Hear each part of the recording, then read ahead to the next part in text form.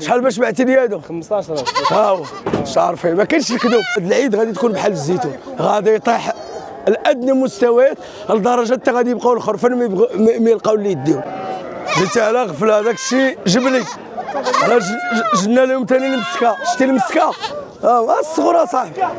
صاحبنا حنا هنا قاعدين تنلعبوا الساعه بالصمت. السوق باقي غالي. غالي السوق. ولاني غادي يرخص.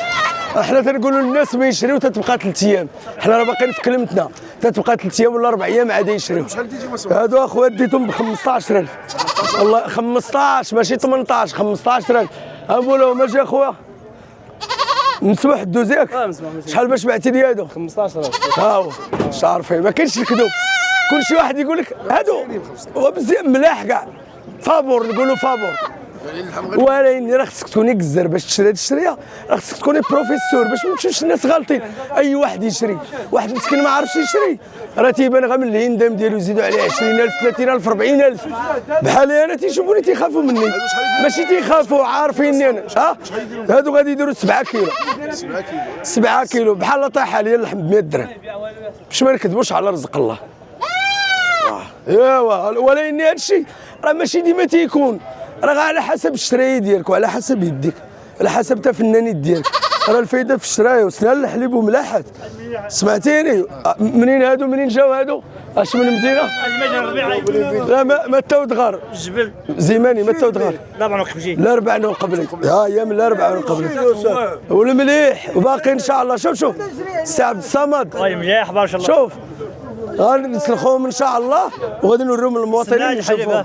تغمس الحليب وسمانات 6 كيلو 7 كيلو. غير اللي ما بغاش الفران هاك لوح. الحمد لله شهرين اجي اخويا زيد. خليه ماشي مشكل. زيد نمشيو للداخل. المهم شوف داكشي غا مع الشرايه. بالنسبه لدابا الغلمي راه غالي تمام في الحولي، ولكن الا بقاو الناس من هنا تتبقى 3 ايام ولا 4 ايام كون على يقين غادي يدخلوا الحواله كاملين. الغلم دابا راه باقي خازنينها، فهمتيني؟ غادي يدخلوها كامله وغادي يبقى. المهم هذا العام غادي يكون بحال الزيتون بالعربيه تعرفت.